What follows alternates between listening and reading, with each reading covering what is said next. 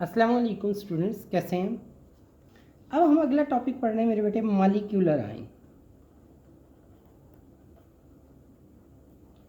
अब आपको पता है इलेक्ट्रॉन निकल जाते थे, एग्जिट हो जाते थे, तो क्या आ जाता था, प्लस चार्ज आ जाता था। जितने निकलते थे उतने प्लस आ जाता था। एक निकलता था एक प्लस, दो निकलते थे तो दो प्लस, प्लस टू लिखते हैं जैसे, तीन निकलते थे तो तीन प्लस। अगर एंट्री कर लेते थे तो एक करता था प्लस माइनस वन, दो करते तो माइनस टू, तीन करते तो माइनस थ्री। ये था एटम में।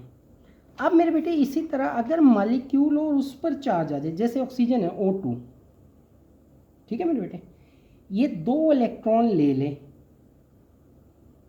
ठीक है, तो क्या होगा, O2 नेगेटिव 2 में चेंज हो जाएगा मिसाल के तौर पर। लेकिन अमूमन O2 जो होता है मेरे बेटे, वो दो इलेक्ट्रॉन दे देता है, तो याद रखिएगा ये O2 दो इलेक्ट्रॉन देगा, प्लस टू में चेंज हो जाएगा और दो इलेक्ट्रॉन प्रोड्यूस हो जाएंगे। अब ज़रा देखिएगा, लेने वाले के साथ इलेक्ट्रॉन लेफ्ट पे लिखते हैं कि इसने लिया, इतने इलेक्ट्रॉन लिए और नेगेटिव ये पैदा हो गया। और देने वाले में ये चीज़ है जो दे रही है, दो इलेक्ट्रॉन दे रही है और ये दे रही है, ये प्रोडक्ट होते हैं। ये क्या होते हैं, प्रोडक्ट, कि इनके मिलने के बाद ये बने और इसने ये दो चीज़ दी। तो राइट पर प्रोडक्ट लिखते हैं, लेफ्ट पर रिएक्टेंट लिखते हैं। आगे पढ़ेंगे इन्हें भी तफसील से। क्लियर, यहाँ तक कोई मसला।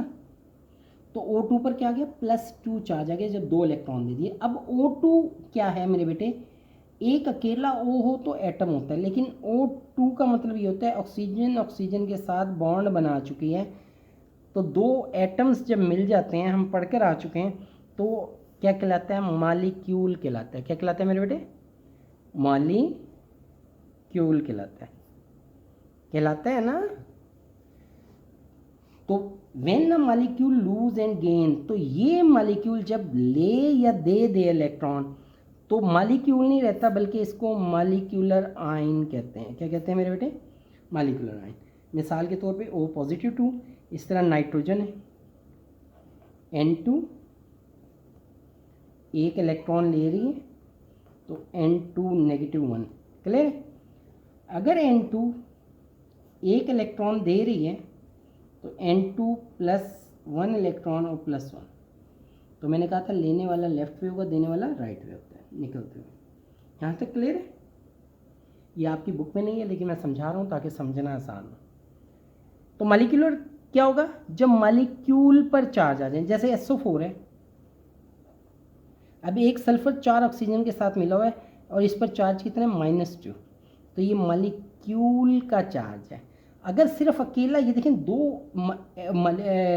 एटम्स हैं ऑक्सीजन के, अगर ये सिर्फ एक एटम होता ऑक्सीजन का और इलेक्ट्रॉन दे देता तो +1 चार्ज आ जाता, और अगर इलेक्ट्रॉन ले लेता तो क्या आ जाता, -1 चार्ज आ जाता। तो ये अकेला होता तो देता और लेता, तो ये एटॉमिक आयन थे। क्या थे, चार्ज आ जाए तो क्या बनता है, एटॉमिक आयन। लेकिन जब मॉलिक्यूल ने इलेक्ट्रॉन दे दिया या ले लिया, तो जो चार्ज बनेगा वो क्या होगा, मॉलिक्यूलर आयन होगा।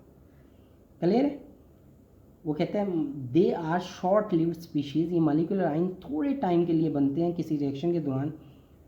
एग्जिस्ट,